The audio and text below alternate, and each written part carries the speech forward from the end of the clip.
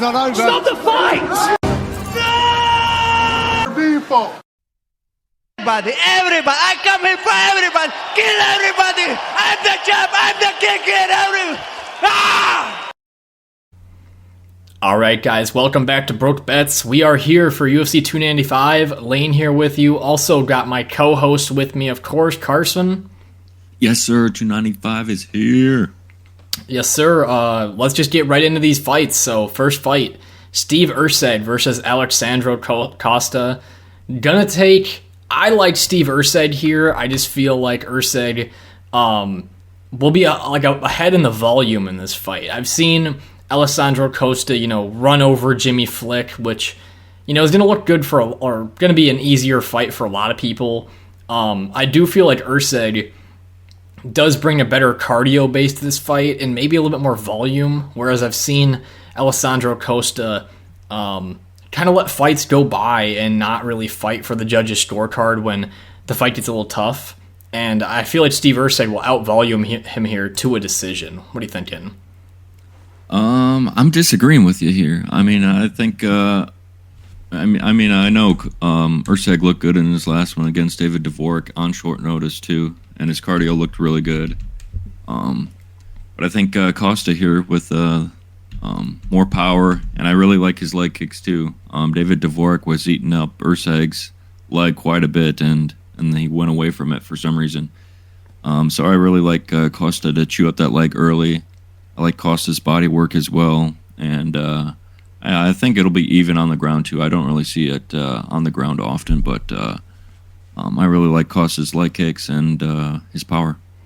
Yeah, I mean, I see what you mean with the Dvorak fight.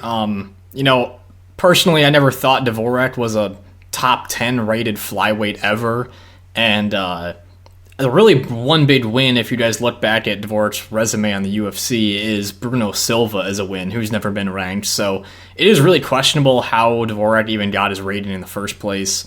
And then coming into that fight, Steve Erceg just seemed to not get tired.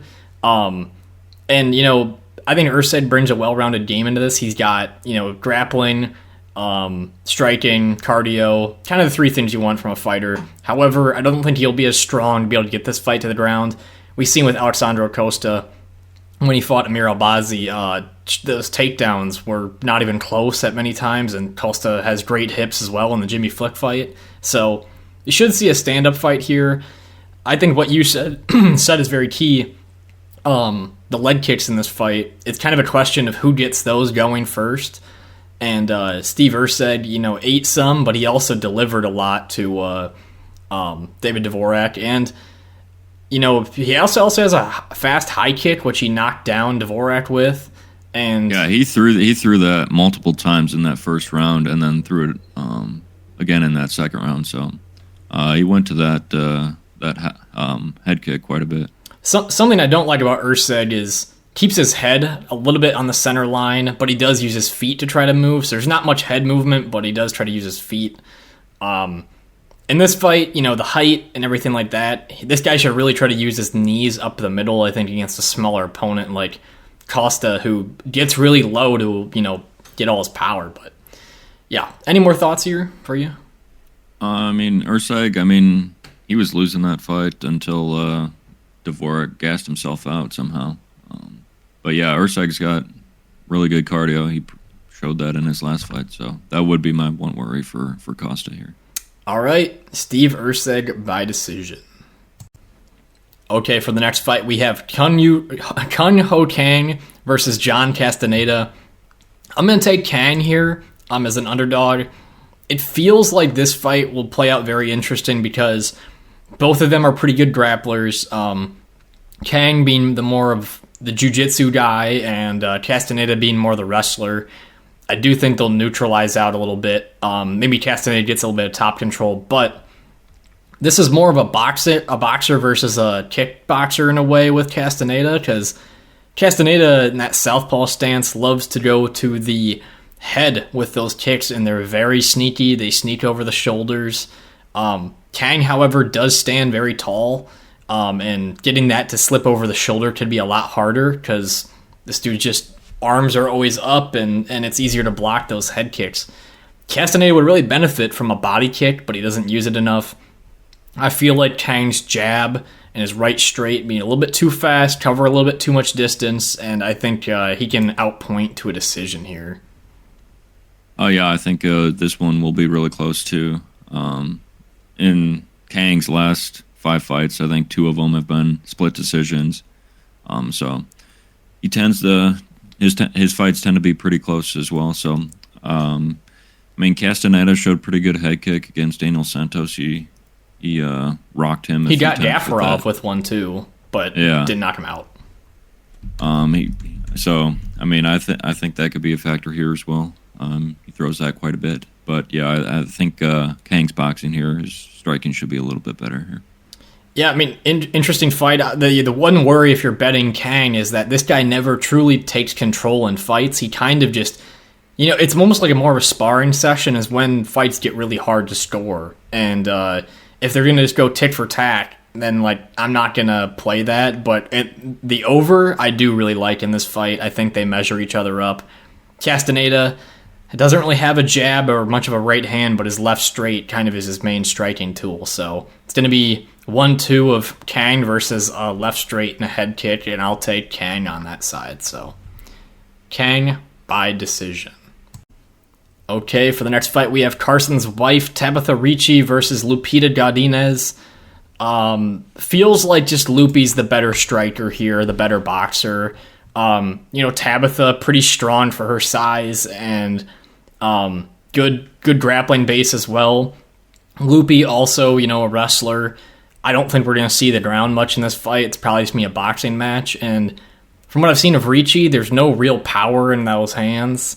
And for Lupi, there is direct technique that she, is pretty good with, and Ricci just doesn't look that coordinated. I feel like Lupi is just going to completely outstrike her here to a decision. Yeah, Ricci's dating some boxer now, but their boxing isn't that great. She threw quite a bit of volume against Robertson in her last one, but she was hitting mostly air, so...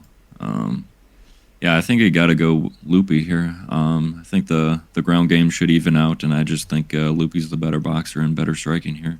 Yeah, some of Ricci's fights, too, have been, one in top control. However, she does give, good optics, not with just her ass, but, the score, being able to, just throw a ton of strikes and make it look like you're winning. That could be a hard thing for the judges to score. So that's for a lot of these chick fights, so... But yeah, any more thoughts here? Yeah, she's got a good volume, but just doesn't really seem to do any damage whatsoever. Yeah. All right. Lupi by decision. Okay, for the next fight, we have Nazim Sadykhov versus Viacheslav Borshchev. I feel Slaviklaus here, and it's an interesting matchup. Slaviklaus has had over a year since his big grappling fight against Mike Davis. I believe that one was in October, so Tapology has it listed incorrect for the timeline exactly. But I just see Borshchev as, honestly, he's up there top 5, probably best boxer in the UFC. Obviously, that translation to MMA is a lot harder to make. Just with his style, Borshchev always having the high guard and, very compact hands, and that's why his counters are so heavy. That left hook is so sneaky. I just find that Sadykhov, he puts his hands down a little too much, and he puts his hands down, leaves his chin up a little bit too much, and I feel like Borshchev could find that fatal blow on him, especially in those pocket wars. Borshchev's just so good. So, what are you thinking here? Yeah, this is a really close fight. What are the odds? Do you know? I think Sadykhov is minus 160, maybe a little higher. Yeah, Borshchev, I think, definitely has the better striking, but just the grappling aspect that Sadykhov can go to, training with Longo and that team over there. I think they'll have a good game plan here, and I think just the grappling will be the game plan for him. But that's what he should be doing. But Borshchev's just got so good boxing. So tough fight to call, really. But I lean towards Sadykhov just with the grappling upside. Yeah, no, I understand that. I feel like we will see a knockout in this fight. I'm gonna go with a Borshchev KO round 2, or a submission, I should say, just to finish in general. I feel like it's Borshchev by knockout or Sadykhov by submission is kind of how I view this fight. Even though Sadykhov is a guy who's made his career on KO, you just have to expect that he can't be too foolish to be playing in the stand-up with Borshchev so much. He should shoot a takedown, but that's a big question. And Sadykhov brings a lot of pressure to his fights, against Evan Elder, pushing people right back on the cage. That's where he likes to have people, but it's just a question of whether that grappling happens. And Borshchev, like I said, a year gone from a big grappling fight, 2 times dominated. At Team Alpha Male, obviously improving, but this one's an interesting one. I'd love to see some stand-up war, but I think Sadykhov should try to grapple at some point. The question is, when does that happen? Can he make it there? So, right. Sadykhov's never been KO'd before, but he's been hurt a few times. And I just remember in the Elder fight, he got rocked, stumbled back a bit. Right. And something that I don't say this enough, I probably should, is that the hardest thing for like us cappers or people that bet or make picks is when does that person make that critical improvement from fight to fight? And a lot of people had a hard time with that with Volkanovski. Like, when do you realize that this guy is on a whole nother level? And Borshchev, the boxing, obviously all that's there, but you never know what's going behind the scenes with that grappling. And, it could be a lot better from what we've seen. And you just have to trust either that it's improved or stay with your stance, more like yours, Carson, where you're thinking, it hasn't looked that great so far. So, yeah. Anyway, my spiel's over. Borshchev. Prove me wrong, Borshchev. What's that? I said, prove me wrong, Borshchev. I would love to see it. All right. Yeah, me too. Borshchev. He's entertaining. And his little Russian dance afterwards. Borshchev, KO, round 2. Okay, for the next fight, we have Denis Buzukja versus Jamall Emmers. I'm going to take Emmers here. Feels like, by decision, just feels like Emmers is one of those really underrated fighters that, has a great size and super well-rounded, has the grappling, has the striking to fight anywhere, the cardio, and I do feel like I don't want to say robbed, but he deserved that decision versus Jack Jenkins, I believe. And overall, like I said, the 19-7 record comes with a lot of experience. There's some good names on that list. And then on the Denis Buzukja side, I've seen this guy, they talk really highly of him at the Longo Weidman camp and, when he was on the Contender Series and all, but for the most part, he's been really tough and kind of a punching bag in some ways and not great at dealing a ton of damage. And he likes to clinch a lot, and I just feel like he's not winning some of the critical moments that he should be in these competitive fights. So I like Emmers here. What do you think? Yeah, I think Emmers uses his size and length really well, poking that jab out, using the straights. Kicks as well. Just super well-rounded, grappling. He's got it all, so I like him to win a decision here. Yeah, and Buzukja, if you remember going back to his second Contender Series fight, I believe it was, against Romero, that kid was gassed after the first round, and he just kept clinching with him and wrestling with him when, he could have easily finished him. So, doesn't look great. He got, out-controlled by Sean Woodson in the clinch and in the grappling quite a bit. Not a great look. I just feel like Emmers is the easy pick here, and I'll probably find something to parlay him with as well. So, Emmers by decision. Okay, for the next fight, we have Jared Gordon versus Mark Madsen, or Mark O. Madsen.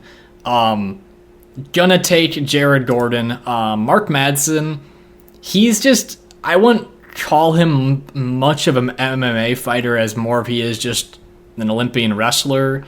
It doesn't translate super well with that Greco-Roman. He's used it at times, but it does slow him down. And overall, I kind of view him as someone like Bilal Muhammad, where he's kind of scared of completely gassing, so he'll, let 2 minutes, 3 minutes of the round go by, and then he'll shoot his first takedown because he'll have the cardio to finish the round with, 2 minutes of grappling. And that's how he wants to win scorecards. And in this case, Jared Gordon, we've seen improved striking, pretty decent grappler, and overall, I think he's just the better MMA fighter. So I like a Gordon decision here. Yeah, I think Gordon will be able to stuff those takedowns and deal more damage. I mean, Mark Madsen doesn't really deal much damage. I mean, he just wants to wrestle out there. So judges seem to be getting better at that, looking at damage. So I'll go with Jared Gordon here. Yeah, it feels pretty plain and simple. Flash Gordon, the Paddy Pimblett incident, a lot of controversy there, obviously getting knocked out by Bobby Green. I don't know why, but they tried to reschedule that fight like a month after he got knocked out by a headbutt and then ground and pound. So hopefully his chin is here, but then again, they're fighting a guy who's not too impressive of a striker. Yeah, but then again, I mean, he's fighting Mark Madsen and doesn't really need a chin. Right. So hopefully Jared Gordon can stop the takedowns when they come, and I think he does. So, yeah, Jared Gordon by decision. Okay, for the next fight, we have Joshua Van versus Kevin Borjas. We're taking the underdog here in Kevin Borjas. I don't think Joshua Van is a bad fighter by any means, but I just do believe a lot here in Kevin Borjas. His Contender Series performance is very impressive. This fight shouldn't have really any grappling in it. Joshua Van, more of a boxer, and Borjas, more of a boxer. So this would be a really great matchup. High-paced fight. Both these guys like to be on the front foot. And one of the main reasons I'm picking Borjas is I really feel like he covers so much length from his jab to his right in his striking, and having a reach advantage here will play in well as well. And I just feel like Joshua Van, he's very good with the timing and the accuracy of his punches, but he might be just out of range with some of those. And Borjas, keeping it at range, maybe mixing in a low leg kick. Whoever can maybe mix in some kicks in this fight would get ahead. And it's hard to say whether this one will be a knockout or a decision. Do you have any thoughts there? Yeah, I mean, each guy has one loss, and both of their losses are by submission. I don't really see this going to the ground at all, and that's where Borjas was losing in the Contender Series fight. His striking is super crisp, super fast as well, quick. He's got a nice jab, nice right straight, 1-2. Yeah, I'm really impressed with him. And like you said, he's got really good length, too, for a flyweight, so I think with that jab, using his length, I think he can win this on the scorecard. Right, and we'll do a decision then. I mean, this is going to be a war, in my opinion. This is the one. Yeah, I agree. I think both these guys are tough, so I lean towards decision here. And with the price given at Borjas, I'm betting on him here because plus 190 for a guy that is what you could see is standing toe to toe with these guys known for their knockouts with their boxing. Borjas just also mixing into the body is just such a big deal. And I feel like Joshua Van, not his fault at all, has this weird frame where he's got really short legs and a long torso. And when a guy's going for the liver shot so much, you can only keep your elbows in that high guard so often until he drops your hands. The big concern, I think, for Borjas would be just keeping, those hands, whenever you're going between those combinations, just putting those hands on that chin because Joshua Van does find the target. So, yeah, this is if you don't know, you should know type of Dana White thing on his Instagram. So, any more thoughts? Yeah, I mean, right now they have it as the prelim headliner, which I agree with too. So, should be a good one. Yes, sir. All right, Borjas by decision. Okay, for the next fight, we have Matt Frevola versus Benoit Saint-Denis. We're taking Steamroller. Steamroller. I think Matt is criminally underrated because of that Terrence McKinney knockout. You know, he's got the grappling, got the really good wrestling, he's strong, he hits hard. And I do feel like Matt, he's been chinning these guys who've left their chins up in the air when they're trying to throw in these brawls. We've seen it with Azaitar and we've seen it with Drew Dober, just leaving their chin up in the air. And if you guys watch Saint-Denis fights, he's getting hit in the pocket with these shots. Gabriel Miranda got him pretty clean one time, stumbled him like slightly, and then he came back and destroyed him. And then Thiago Moises in the pocket, Saint-Denis is just leaving his chin up, going punch, punch, punch, punch, punch, and it's just leaving him open. And Matt has found that target multiple times, and I put a bet on him already on his money line, and I'm planning on putting a bet on his KO prop as well, because he probably will put down Benoit Saint-Denis when he leaves his chin up in the air. So, thoughts? Yeah, this is on Veterans Day as well, this fight, I do believe, and Matt Frevola is a veteran, if you do not know. Benoit Saint-Denis is a veteran of a different country. Yeah. So, I mean, Benoit Saint-Denis is willing to trade with these guys, and if you're going to be trading with Matt Frevola, I don't think it's going to end well with you. I think Zaitar and Dober prove that. So, like you mentioned, Miranda caught him. He stumbled him. Miranda doesn't have that great of striking either, so I can't really unsee that. Same with Moises, too. Moises stumbled him again, but Benoit's super tough. But I think, Drew Dober super tough as well. So, and Frevola was able to crack him. So, right. I think Frevola has next level power, and I think he'll be able to find that chin of Benoit Saint-Denis and knock him out. The one thing I would say that's going against Matt from like the stand-up perspective is that Saint-Denis likes to rip those body kicks, and we saw against Drew Dober. A couple of times Matt got hit to that body with a kick and then also some punches, and you could see it had a visual pulled his hands down, a little grimace on his face. So that's something to watch out for. But if Benoit, who's going to be on the front foot, just is a little bit too reckless, he will get punished. And I do feel like Matt has the strength to prevent some of those takedowns, hopefully, in round 1 or 2. And yeah, I think this one's going to be another war, another really good matchup that they've made here. So, yeah, I love this opening up the main card. Should be a banger.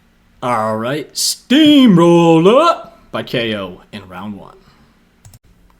Okay, another matchup we have here. Very interesting. We got Pat Sabatini versus Diego Lopes. Lopes taking over the UFC by storm with his last 2 performances, fan favorite style. We're going to stick with him here. Pat Sabatini has made his career here in the UFC on pushing people up against the cage, kind of getting that takedown, and then either using his jiu-jitsu or maintaining control. And Diego Lopes, I would say, the much more dangerous fighter on the feet, probably the more wild submission artist on the ground, whereas Sabatini's probably more traditionally good at jiu-jitsu. Lopes does a lot more unconventional moves, which can result in a quick submission, or, as you've seen in the Gavin Tucker fight where he did a flying triangle. But then, Lopes, I just feel like there's a power advantage in the feet, a little bit more reckless, and willing to risk it for the win. So I like Lopes here to get a knockout in this fight. I must say in the second round. Yeah, I think this is a very interesting matchup. I think Sabatini could be winning minutes just with his top control, and Lopes likes to play jiu-jitsu off of his back. But if it's on the feet, I think Lopes will have the better striking.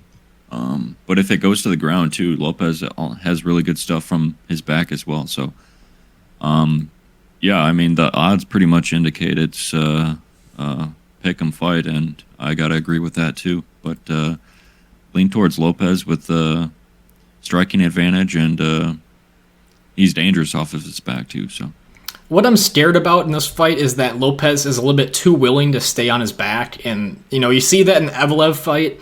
It's a positive and a negative because his jiu-jitsu is so dangerous that he can flick up a submission from his back.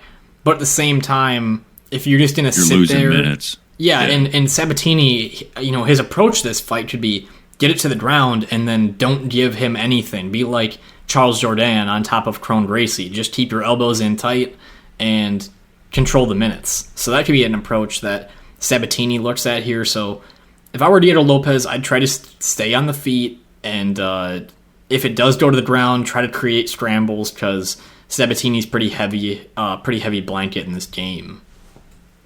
Any more thoughts from you on this one? Should be a wild fight. Looking forward to it. Yeah, Sabatini's typically not in that many entertaining fights, so this will be a change-up. So give me the war dog here, Diego Lopez, by knockout in round 2. Okay, for the next fight, we have Jessica Andrade versus Mackenzie Dern. Taking Mackenzie Dern here. I'm not the biggest Mackenzie Dern fan. I'm no Mark Zuckerberg. And I feel like I've always said her takedown accuracy is so horrible, but she seems to have improved with her striking quite a bit. And just in the event of a scramble, she's going to be the better grappler here.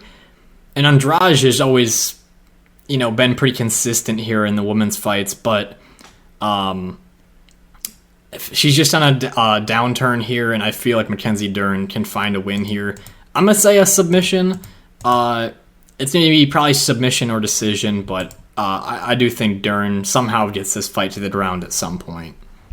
Yeah, I mean, Dern doesn't have the best takedowns, but I think she could get in close and eventually take down Jessica Andrade.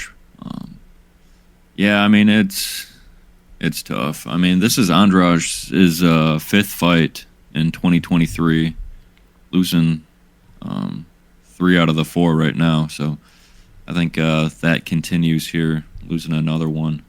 I think eventually Dern will be able to get it to the ground and control Andrade on the mat. Even in the striking, it feels like Jessica Andrade is throwing her punches far too wide. Like Erin Blanchfield, who's no specialist striker, was outstriking Andrade because she was swinging so wide in her fight that Erin just had to literally throw a quick punches down the middle and it just connected. So Mackenzie Dern could implement some of that here as well. I don't know. This one. Yeah, Sorry, Dern's striking looked good in her last one since she broke up with her boyfriend. So improved striking and grappling upside here. So yeah, I like her to win. Sure. I know I don't sound convincing. I'm just not the biggest fan of Mackenzie Dern. But yeah, I mean, every time some people got hard-ons for her for days. I'm not. So yeah. All right, Mackenzie Dern submission round 2. Okay, for the next fight we have Sergei Pavlovich versus Tom Aspinall for the UFC heavyweight interim belt. Pretty much, whoever wins this should be just named the champion. Jon Jones should have vacated, but this fight's kind of like the Spider-Man meme, like both guys pointing at each other. They're the same. They're both first-round knockout artists, and simple as that. And I'll let you say the pick here. I know it's a close fight, but I know you have a name in mind. Yeah, I'm leaning towards Sergei Pavlovich here. What stands out is his reach. I think he uses that reach very well as well. He throws nice straight punches, and they're dangerous. You see the last 3 fights, really, all of them were just straight punches. And, I mean, he hit Tai Tuivasa with like 1 or 2 punches, and Tai's face was completely messed up. Right. I think his power is on another level, and his ability with his reach too. He uses it very well. So I think that really stands out. But for Aspinall, he can use grappling. We haven't really seen Pavlovich defensive grappling besides the overeem, which wasn't very good. So right. If Aspinall uses that, I could see him winning as well. But Aspinall got hit by Tybura and had a little reaction. So I like that for Pavlovich. He's never really been hit too hard or had a big reaction to anything besides in that overeem fight, of course. But right. And if this fight There's not many ways that this one can end. I would assume this fight to go the distance, odds would be like plus, I don't know, 2,000 something. Pavlovich by knockout in round 1 just feels like it's going to be one or the other, probably get a first round knockout, because both guys have shown in their fight style they're never scared of their opponents. They just go for it. Tom, I do think he's the faster fighter, but he leaves his chin up in the air a little bit, and Sergei Pavlovich is accurate with those long punches. And, Tom, I'd say uses the footwork a little bit better to find his strikes, but Sergei with a long jab, his punches just seem to do so much damage to people's faces, where Tom has never really taken any damage in his career. And if you just go back, Curtis Blades' fight for Tom Aspinall, I know it lasted like 20 seconds, but he was throwing leg kicks with his chin up in the air, and Blades was like close to just like clobbering him. Like it looked like it, at least. And then when we watched Pavlovich fight Blades, he was getting hit, but what I did like from that fight was that he ate the punches, and he showed that he can take a punch and dish it out as well. And I feel like Pavlovich will hold his ground here, and he does have such wide shoulders and a short neck that his head is tucked in this weird little pocket that makes it hard to hit him clean. So I support either fighter. I think both these guys are fucking awesome. So but yeah, I mean, I love both these guys. Are top 2 heavyweights in my opinion. So Cyril Gane maybe up there as well. But should be a really good fight. Probably I like the main event as well, but I like many of the fights on this card. Sorry, guys, I gotta keep on getting out of this light. This light's literally like between my eyes and all over my face, and I know it looks so stupid. But yeah, in terms of all-out action, this one's gonna bring it, and people know it. So, yeah. All right. The under. I'm really curious what the under will be in this fight. I would assume it's gonna be like minus 300 for under 1.5. Maybe parlay. We'll wait and see what happens. So, Pavlovich KO round 1. All right, guys, welcome to the main event prediction. Of course, guys, please subscribe, leave a comment down below on your picks, your disagreements. Here we are at the main event. We got Jiri Prochazka versus Alex Pereira. I'm a Poton man. I'm picking Alex Pereira.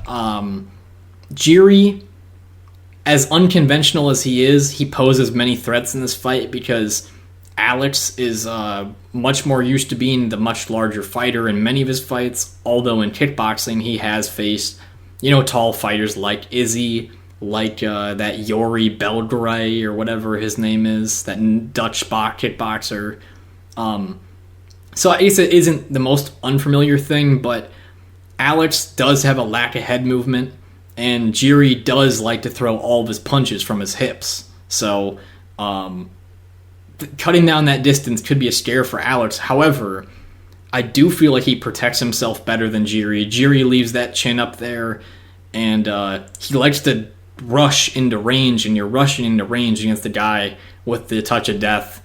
And, a lot of people will critique that Jan Blachowicz fight, but everyone knows from watching Jan, he's a really talented striker. He's super durable. And I don't see grappling in this fight. Maybe by Jiri, obviously not from Alex, but maybe by Jiri. And if Glover Teixeira is rocking you at 42 years of age and going toe for toe with you, I feel like Alex will touch him and kill him. So I'm going with a Pereira knockout in the second round. And I think the experience in striking is just going to be next level. So what do you think? Yeah, I think higher level competition, more experience.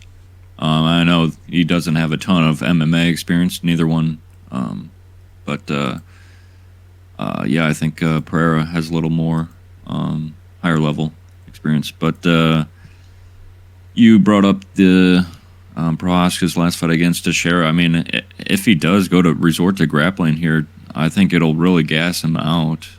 He seemed, I know he doesn't, he obviously doesn't go deep in fights, but he really seemed to slow down in the Teixeira fight with when they went to the grappling aspects. Yeah, I mean, I think Jiri poses a lot of threats here. I think when he's rushing in, you know, like you said, he's throwing from the hips, and I think Pereira can counter with that with the left hook and rock him and put his lights out. So I like Alex Pereira by KO here. I think Alex also trains with better partners. The Teixeira guys, he travels more to train. And Jiri kind of does his samurai thing, you know, whatever he likes to do. I feel like Alex just, you know, just has that X factor on him. And honestly, just like one of my favorite fighters just because of like the mental game. This guy doesn't crack smiles. This guy doesn't do whatever. It's literally just come in and kill. And that's kind of the objective. And Jiri, you know, very similar, just comes in and wants to go for the kill.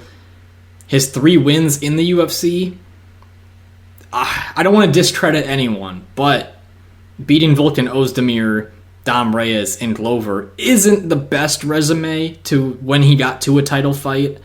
And, you know, Dom Reyes did rock him a couple times, it looked like, in that fight. Had Jiri out a little bit with an up kick, hit him with a left hook, had Jiri on a little bit, doing a little chicken dance. But I think also Jiri does some things in fights where he likes to use a push kick, he likes to be on the front foot, and Alex stands so far away from people where he can only be in kicking range and land those low leg kicks that Jiri won't be able to use that push kick, that Spartan style he likes to do. And yeah, overall, whoever protects their chin better in this fight, overall should win. And I think Alex, more experience in a striking style of fight, but Jiri, of course, could make it dirty. We'll see. Yeah, I think moving up a weight class for Pereira helped his chin.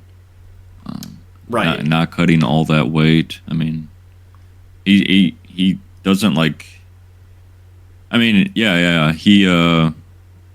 I'm saying, like, he going up a weight class, he still looked bigger than Jan Blachowicz. Way bigger. Yeah. Yeah, it's not like he was, like, losing that aspect of it, of his size. So, yeah, I think they even up pretty close size-wise here. But, yeah, I like Pereira here. Also, the times that I think about with Alex and the times he got hurt by Israel is when he was close in the pocket and Alex kind of just like disregarded Izzy's striking and went for full power shots.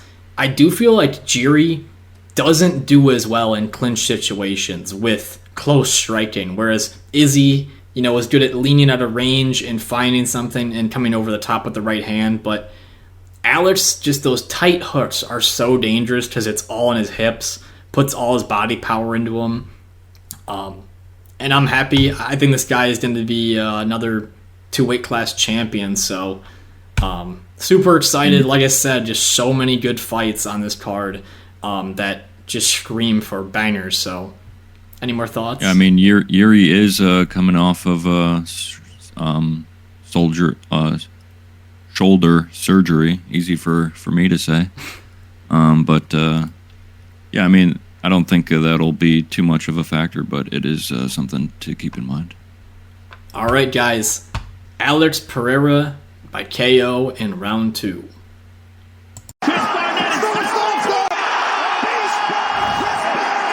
I know. It doesn't matter. I'm from the trenches. I'm built like this. The old doubted me said I couldn't do it. The old said I couldn't do it. Look at me now.